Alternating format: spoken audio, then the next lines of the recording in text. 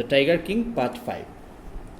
The Maharajas, so till now we have found that he completed killing 99 tigers, and as warned by the Divan, he must be wary of the 100th one. It's the most dangerous one.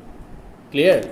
And once he kills that 100th one, we know he would be victorious. That was the way prophesied by the astrologer. So it's time. Let's see what happens. Whether he could kill the 100th one or not, or what happened there. So we are just like advancing towards the climax of the story. Let's see. The part 5 of the Tiger King. The Maharaja's anxiety reached a fever pitch when there remained just one tiger to achieve his tally of 100. You understand it? When Tendulkar or Kohli betting in 99 and he is to score 100. That one run is a very tough one. You know it pretty well. So the same thing happened. His anxiety reached a fever pitch, means it reached extreme point when there remained just one tiger to achieve that tally of 100, so total of 100. So we find what he has already killed 99 tigers, and so he is to kill just one more to complete his total 100 tigers, and so he has become very anxious and curious to kill the 100th tiger. Now let's see. He had this one thought during the day and the same dream at night. By this time, the tiger farms had run dry, even in his father-in-law's kingdom. It became impossible to locate tigers anywhere, yet only one more was needed. If he could kill just that one single beast, the Maharaja would have no fears left. He could give up tiger hunting altogether. So we find what? That all through the day and night he kept on dreaming of killing the 100th tiger, because he has already killed had already killed 99 tigers and he is to complete the tally. So the tiger, but the thing is what? Even the tiger population in the king's father-in-law's kingdom had also finished. And so what happened? What do we find here? He could not find a single tiger anywhere. Consequently, the king was very desperate for one single tiger that he could hunt, after which he would give up hunting, as he would not fear tigers anymore. And we know we have already seen how the things have gone there. Let's move on to the next paragraph. But he had to be extremely careful with that last tiger. What had the late chief astrologer said? Just remember, he said what? If the tiger king could kill 100 tigers, he would tear up all books on astrology and set fire to them, and he would cut off his tuft. But what we find here, that the chief astrologer is already dead. Late chief astrologer, mind that word. What had the late chief astrologer said? Even after killing 99 tigers, the Maharaja should be aware of the 100th. True enough, the tiger was a savage beast after all. Hey, underline this statement. The tiger was a savage beast after all. Who is savage, the tiger or the tiger king? What do you find from the story? Sir, the tiger. The tiger king, not the tiger. They were not attacking the king. The king was attacking them, and he was killing them. He killed 99 tigers. Just imagine how ferocious he was. So what happened? The tiger was a savage beast after all. One had to be wary of it. But where was that 100th tiger to be found? It seemed easier to find tiger's milk than a live tiger. Savage, you understand, uncontrolled, wild. Wary means to be cautious. So what do we find in this paragraph? We find that the tiger king was reminded of the late astrologer's words that he was supposed to be very careful with the 100th tiger that he hunted, and the king agreed that tigers were uncontrolled animals, and so he had to be very cautious of it. But he was not able to find the 100th tiger that he could kill.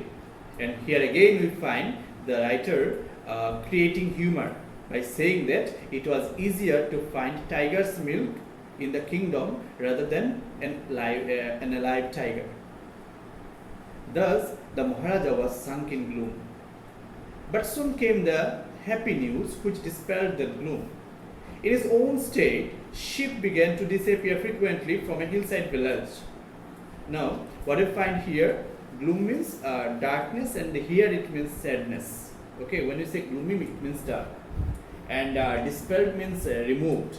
So, the meaning of the paragraph, we will continue reading, we'll see. It was first, so there came a good news. Let's see what was that good news. What the good news was. It's like you see. It was first ascertained that this was not the work of Khader Mia Sahib or Bidasami Naikar, both famed for their ability to swallow sheep whole. Surely a tiger was at work. The villagers ran to inform the Maharaja. The Maharaja announced a 3-year exemption from all taxes for that village and set out on the hunt at once. Now exemption, you understand, when we exempt, fee is exempted and all, it's done. Freedom, you can call it, is it done? So what happened? We find that the Maharaja was sunk in gloom. Why? He became very sad. What's the reason behind it? Because he couldn't find that last tiger. Okay, so he said the sadness came to an end. Although the sadness came to an end when he got the news that in a hillside village, sheep was disappearing very fast. And there were 2 people in the kingdom. One is Khader Mia Sahib and the other one was Bidasami Naikar, who could swallow whole sheep. So at first it was ascertained it's not their job. Clear? And so once it was confirmed that it was not done by them. So now it's calculated and ascertained that it was a tiger at work. So the villagers. So what happened? The villagers were very excited and they informed the king about it. The Maharaja was so happy that he exempted the villagers from all taxes for 3 years and set to hunt the tiger. Just see how whimsical the king is. He is just taking decisions frantically without even thinking about the consequence of his decisions. Clear? Instantaneously he did what? The moment he got the news that there was a tiger, he was super happy and he did what? Instantly he waived their fee, exempted their taxes for 3 long years, you see, and set out to hunt the hunted tiger. The tiger was not easily found. It seemed as if it had wantonly hid itself in order to flout the Maharaja's will. Wantonly means carelessly, and flouting means to go against something or someone else, like that. The Maharaja was equally determined. He refused to leave the forest until the tiger was found. As the days passed, the Maharaja's fury and obstinacy mounted alarmingly. Many officers lost their jobs. Fury means anger. Obstinacy is like, you may say, firmness, if you take a positive meaning. Okay, and mounted means increased. So what we find here, the king could not locate the tiger easily, and it seemed as if the tiger was hidden. Tiger hid itself in order to go against the king's desire of killing the tiger. But the Maharaja was equally determined and he did not leave the forest until he would find the tiger. But as the days passed, the king became very angry and was determined to kill the tiger. Out of his anger, he did what? In his anger, he removed many officers from his kingdom, suspended them. One day, when his rage was at its height, the Maharaja called the Diwan and ordered him to double the land tax forthwith. See how whimsical, how cranky he was. Rage means anger. Now this time, the Diwan said, the people will become discontented, then our state too will fall a prey to the Indian National Congress. Discontented means dissatisfied or unhappy. So what happened? One day, out of his anger, he called the minister and ordered him to increase the land tax. How? Double the land tax. He felt that by doing this, the people would, now the Diwan said that if it is done, then what will happen? The people would become unhappy and his kingdom would become a part of the Indian National Congress. So as he objected to it or dissented to this opinion of the king said, in that case, you may resign from your post. The Diwan went home convinced that if the Maharaja did not find the tiger soon, the results could be catastrophic, disastrous. Catastrophic means disastrous. He felt life returning to him only when he saw the tiger which had been brought from the People's Park in Madras and kept hidden in his house. Just imagine a tiger brought from People's Park in Madras and kept hidden in the house. What kind of tiger it was? If we go by the prophecy, the 100th tiger was supposed to be very dangerous, very ferocious. But here we find that number one, he was not finding any tiger, and number two, in order to manage the situation, in order to tackle the situation, they were just introducing things. A tiger was, a makeshift arrangement was made rather. Clear? So what happened? The moment, so we find here what that the Diwan, when he dissented to the king's opinion, said, if you dissent, then do one thing, resign, you too resign. So he threatened the minister this way. So the minister realized that the king was very angry, and he thought that if the tiger was not found soon, it could lead to total disaster. But when he reached home, the minister found that the tiger had been brought from the People's Park in Madras and was hidden in his house. He felt relieved. Undoubtedly, it might be done somebody in his house, from his house, or it might be his wife. We'll see. It's there. Now what happened, At midnight, when the town slept in peace, the Diwan and his aged wife dragged the tiger to the car and shoved it into the seat. See the kind of tiger it was. The Diwan himself drove the car straight to the forest where the Maharaja was hunting. When they reached the forest, the tiger launched its Satyagraha and refused to get out of the car. The Diwan was thoroughly exhausted in his efforts to haul the beast out of the car and push it down to the ground. Haul means to pull or drag with an effort or force. So what happened? The Diwan and his wife, they did what? They pulled the tiger into the car and drove the car to the forest where the Maharaja was hunting. Now after it's not a real hunting. It's like an arrangement made so that the tally of 100 is completed and the Tiger King becomes happy. And so they did what? In order to get it done, they just drove the tiger, pushed the tiger into the car and then drove up to the forest. And then they found what? After reaching there, they found that the tiger did not come out of the car. And the minister had a very tough time pushing the tiger out of the car into the forest. On the following day, the same old tiger, so you can see the tiger was very old. On the following day, the same old tiger wandered into the forest presence and stood as if in humble supplication. Master, what do you command of me? It was with boundless joy that the Maharaja took careful aim at the beast.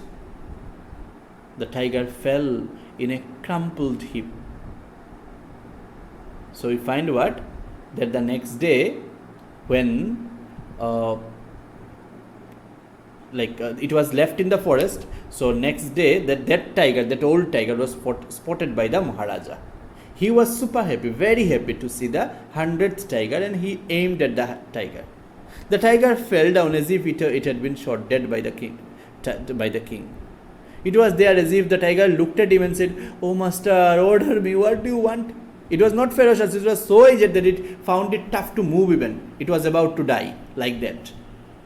The king was overjoyed, very happy to have killed the 100th tiger and had fulfilled his vow. What was the vow? That he would address all other issues only after killing the 100th tiger. So he said, "I have killed the 100th tiger. My vow has been fulfilled." The Maharaja was overcome with elation. Elation means very happiness. To be very happy, overcome with happiness, with joy. Ordering the tiger to be brought to the capital in grand procession, the Maharaja hastened away in his car. So what happened? We find that he was very happy to have killed the 100th tiger, and so he ordered that the tiger should be brought to the capital in a grand procession and went away in his car. After the Maharaja left, the hunters went to take a closer look at the tiger. The tiger looked back at them, rolling its eyes in bafflement. It did not die. The men realized that the tiger was not dead. The bullet had missed it. Although the king fired the bullet, but it missed. It had fainted from the shock of the bullet whizzing past. The hunters wondered what they should do. They decided that the Maharaja must not come to know that he had missed his target. If he did, they could lose their jobs. So you see here again how whimsical the king was is represented. One of the hunters took aim from a distance of 1 foot and shot the tiger. This time he killed it without missing his mark. So you see, after the king had left the hunters, we find what? Confusion is there. So what do we find here? That after the king had left, the hunters took a closer look at the tiger and saw that it was alive. They realized that that the king's bullet had missed the tiger. The tiger had nearly fainted due to the shock as the bullet had passed close to it. Now the hunters were confused what they should do, and so one of them aimed at the tiger and shot it dead. They knew that if the tiger came to know about it, they would lose their job. So it's better they kill it and consider that it was killed by the tiger king. Then after that it's all normal. They would follow the order of the king. As commanded by the king, the dead tiger was taken in procession through the town and buried. A tomb was erected over it. So just then the hunters followed the king's orders and took the dead tiger to the town in a procession. It was buried and a beautiful tomb was erected on the tiger's grave. So why was it done? To mark it as a sign of victory by the tiger king, as a sign of pride of the tiger king. A few days later, the Maharaja's son's third birthday was celebrated. See, third birthday. He didn't have time to mind other issues. By that time, his son has grown old. It turned 3 years old. So what happened? A few days later, the Maharaja's son's third birthday was celebrated. Until then, the Maharaja had given his entire mind over to the tiger hunting. He had no time to spare for the crown prince. But now, the king turned his attention to the child. He wished to give him some special gift on his birthday. He went to the shopping center in Pratibandhapuram and searched every shop, but couldn't find anything suitable. Finally, he spotted a wooden tiger in a toy shop and decided it was the perfect gift. So what happened, you see? After a few days, the Maharaja's son's third birthday was celebrated. Till that time, the king had been so much engrossed in tiger hunting that he had never spent any time with his family. Now, as he had fulfilled his vow of killing 100 tigers, he gave his attention to the child. Now the king wanted to give his child give a special gift to his son on his birthday, so he went to the shopping center in Pratibandhapuram. He searched every shop but could not find any suitable gift for his son. Finally, he saw a wooden tiger in a toy shop and considered it to be the perfect gift. The wooden tiger cost only 2 annas and a quarter.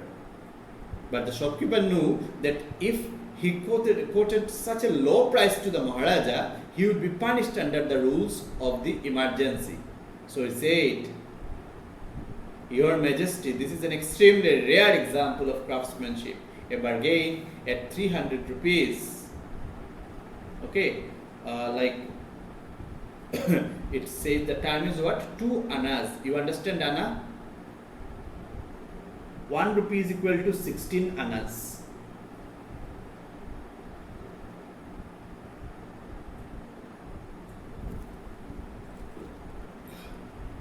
So the thing is what?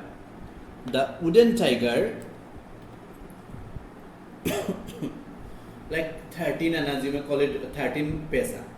The wooden tiger cost 13 or 14 paisa. The wooden tiger cost only 2.25 annas. But the shopkeeper knew that if he quoted such a low price to the king, the king would punish him. So the shopkeeper told the king that the wooden tiger was a perfect example of craftsmanship, handiwork, and that it cost a mere 300 rupees. Very good, let this be your offering to the crown prince on his birthday, said the king, and took it away with him. On that day, father and son played with that tiny little wooden tiger. It had been carved by an unskilled carpenter. Its surface was rough. Tiny slivers of wood stood up like quills all over it. One of those slivers pierced the Maharaja's right hand. He pulled it out with his left hand and continued to play with the prince. Now, sliver means it's like a shaving and all.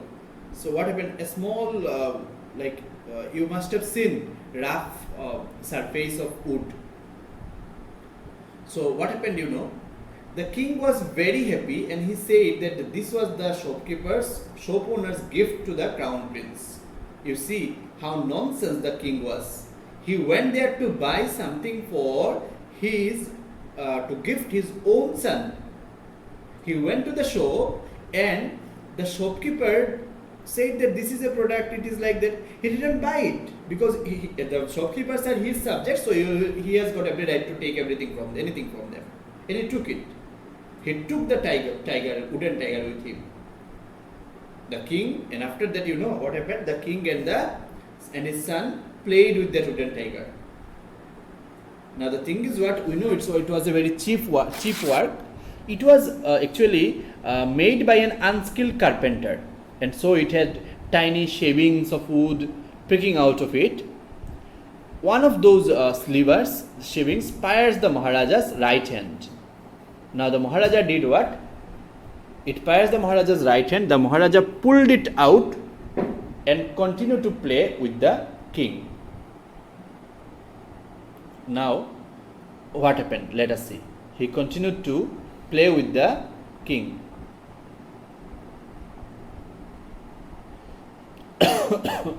Sorry.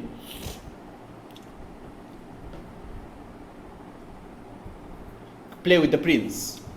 The next day, infection flared in the Maharaja's right hand. In 4 days, it developed into a separating sore which spread all over the arm. Now, separated means forming pus, forming pus. So, it's like a wound full of pus, swollen and all, And sore is like painful inflammation, we know it. So, what happened? As he played, he got his one of his fingers injured. Now what happened? As a result of it, the next day there was a lot of infection in the Maharaja's right hand due to that sliver of wood that had pricked his hand. And in a period of 4 days, the infection turned into a wound full of pus and spread all over the king's right arm. 3 famous surgeons were brought in from Madras. After holding a consultation, they decided to operate. The operation took place. The 3 surgeons who performed it came out of the theatre and announced the operation was successful. The Maharaja is dead. In this manner, the 100th tiger took its final revenge upon the Tiger King. So we have to interpret and introspect over it also. 3 famous surgeons were called from Madras and they decided to operate upon the king. After the operation, the surgeons came out of the theatre. You see the use of the word theatre. Operation theatre, again drama. Everything it means. It carries 2 meanings. And said that here in the context we understand it's operation theatre, but the author has intentionally left the word operation.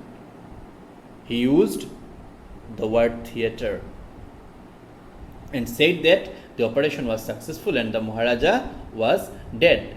Now operation was successful. See, it has got this double meaning. See how? Operation was successful. Whose operation? Undoubtedly we can understand, if we go by the literal meaning, flat meaning of it, we can understand that it's like the operation was successful, but the after effect of it caused death. On the other side, you can call it that the operation of the tiger was successful. The mission of the tiger was successful and consequently the Maharaja is dead. That is the thing. Here the surgeon's words are contradictory, because if the king died, it meant that the operation was unsuccessful, whereas they said that it was successful. So actually they were supporting the words of the astrologer. The wooden tiger was the 100th tiger that had killed the king Jangjang Bahadur and thus made the astrologer's prediction true. So in this manner the 100th tiger took revenge upon the tiger king and killed him. Hopefully you have understood the story. Yes, sir. Yes, sir. Okay. Yes, sir. Okay. No query, I hope. If you have, feel free to ask me.